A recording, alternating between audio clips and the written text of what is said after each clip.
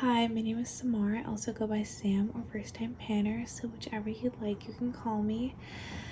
This is the third time I'm filming this video because I keep getting interrupted, and then every time I get interrupted, my setup falls down, and now my neighbors are very loudly walking up the stairs, so please bear with me. I'm very grumpy. It's after 11 p.m. on the 4th of July. I've been wearing this makeup all day in the hot sun, and I want to go to bed, but I needed to film this video because it's a very exciting update. This will be the 6th update for my Pan That palette.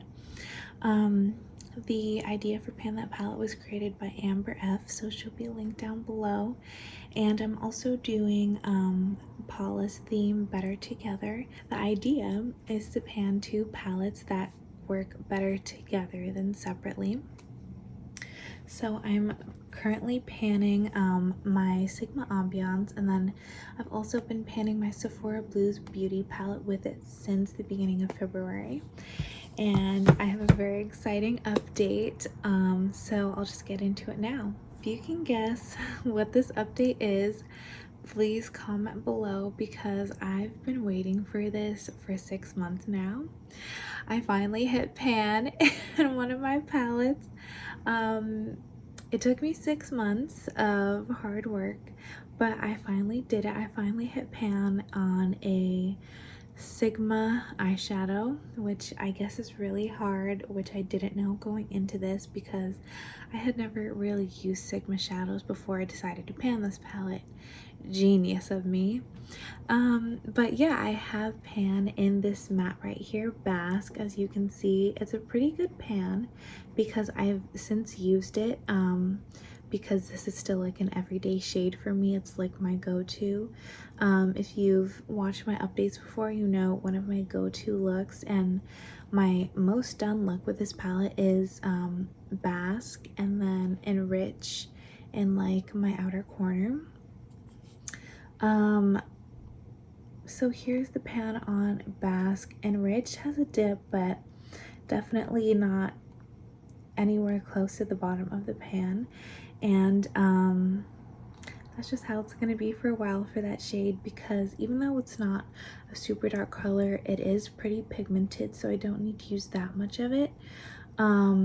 But I'm gonna keep doing my go-to look with this palette because it's a really easy one, and who knows, potentially, probably not, but potentially I could finish Basque. We'll just have to see. But I'm so happy with that pan because I worked really hard for it. So moving on, I'll go over the general usage for this palette and then I'll move on to my other one. So the first shade here, which is Days, still don't know what these shadows are called. It does have a dip, so it's kind of hard to see because the shade is so light and there's not that much of a dip, but you can like kind of see it. Almost every time I use this palette, I use Days just to set my eyeshadow primer. I don't use it every single time because there is a comparable shade in my other Pan That palette, and also if I have my if I'm doing a look with another palette and I'm just reaching in here for shades, sometimes I'll just like forget and I'll use a lid setting shade if that other palette has one. So I would say maybe half the time I do powder eyeshadow I'm using this shade, but it's definitely not enough to hit pan anytime soon. So hopefully by the end of the year I'll have pan in either this one or the lid setting shade in my other palette, but for now we'll just have to see. I have no idea. I'm still using these two shades combined together as an inner corner highlight, but not too often because I'm not doing that many yellow toned looks, but I still love them together. You can see like the disturbance in this pan here. I'm wearing this shade the shade Oasis right now, actually all over my lid, my crease, and my lower lash line. I wear this just like a one shadow look with that color every time I wear this blouse. So maybe that's how I'll get more usage on this shade. It doesn't have a dip because I've only used it a handful of times this year, and it still has the imprint of the word Sigma in the pan, but maybe my goal going forward will be to wear away the imprint, since I'm definitely not hitting pan on that anytime this year. Marigold, this shimmer, I think I've only used it once this past month. Even though I love the shade, it's really beautiful, I always end up reaching for it at least once a month. It's not an everyday shade for me because, again, I'm not really doing that many yellow toned or gold looks, so it is what it is. This shade here, Daylily, I didn't use this at all this past month. I probably won't use it next month either. I've only used this I think twice. It's just not like an everyday shade for me because it's warm and it's light, so it's kind of difficult to use, but that's okay. I don't have to hit pan in every shade in this palette. Marigold is a pretty difficult shade for me to use. I think I've still only used it once this entire year because it's like, it's a gold, but like it's not like a super yellow bright gold like this, that sunflower that I can use like with my very colorful looks, but it's not like toned down and warm enough or cool enough for me to use like wearing to work. It's just like an opaque gold shimmer, and that's it, or metallic. But yeah, not my go-to. So we already talked about Enrich and this one here, Firefly. Sunspot I almost never use because I'm so focused on Enrich, so that's not going to have a dip or anything. Burnish is a shimmery metallic formula, and so far it hasn't been like an everyday reach for me because it's a little bit of a deeper, warmer, bronzy copper, but I'm trying to figure out ways that I can incorporate this into everyday looks or just more looks in general. Now that it's summer, I think this would be a good time to use it. Also fall, but I think I need to start getting use out of it now, because it's a really beautiful color and this would be a good time to use it. And yeah, I probably could wear it to work. It's not like I haven't worn bolder makeup to work, but I'm just gonna have to push myself. Summer solstice. I realized on the day of the summer solstice I didn't wear this, and that was such a waste. I also think this is a shade that I've only used once before. I do want to play around with this shade more though, especially in the summer, because it just intrigues me. It's like the, other than what is this? Other than Daylily, it's the brightest shade in the palette, and this is like more of a wearable brighter shade because it's not very light. So yeah, I'll be looking forward to trying that out, and maybe next update I'll have some more use on it. Candlelight is definitely the next shade that I'll be hitting pan on. As you can see, there's like that dark spot in the middle of the pan.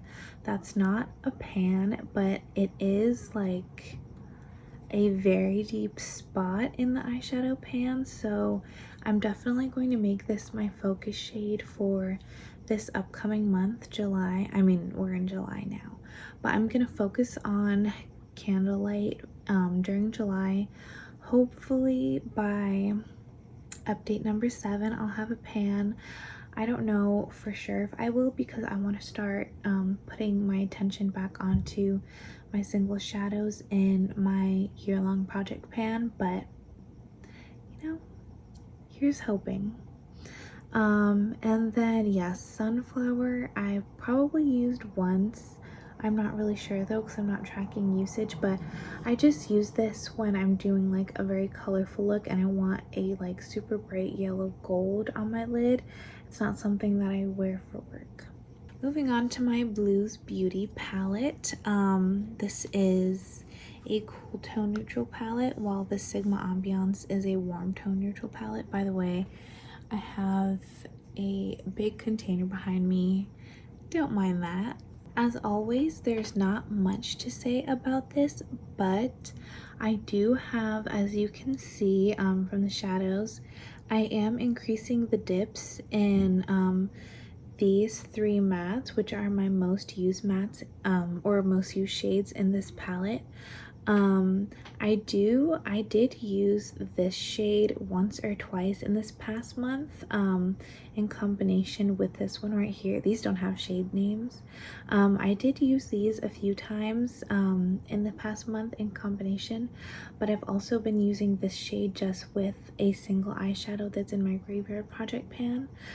So I've been really liking that combination, and then of course, as always, I do use this shade with the shade Candlelight. Those are my go-to looks for work pretty much. So those two looks, and then the like all matte look from my Ambiance palette are kind of like my everyday looks for work, and then also my single shadows in my year-long project pan. But those are kind of like the 4 looks that I have on rotation that I don't really have to think about. I'm really enjoying doing all of these because they're easy and I like the way they look. And then of course I have this like matte setting shade here that is competing for attention with the one in my Sigma Ambiance palette. And then these 3 shades I don't really use that much.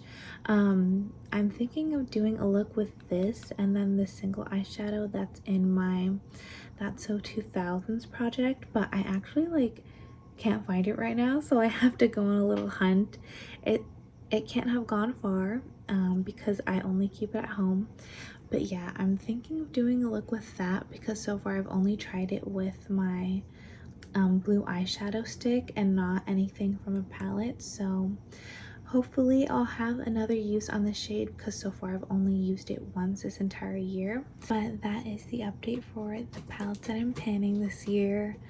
My cat feels like scratching on her scratching post right now. And yeah, hopefully next month I'll have pan on the Candlelight shade. I also want to try to wear away the imprint on the shade that I'm wearing on my eyelids right now. I can't remember what it's called. And then maybe I should make one more goal for myself. Another goal will be to actually use the blue that's in my Blues Beauty palette because that one is definitely the least used shade in that palette. But that's it for this update. Thank you so much for watching. Please check out the folks that I have linked in my description box, and then click on the hashtags if you want to see videos from other people doing similar videos. And that's it. Have a great night. Bye.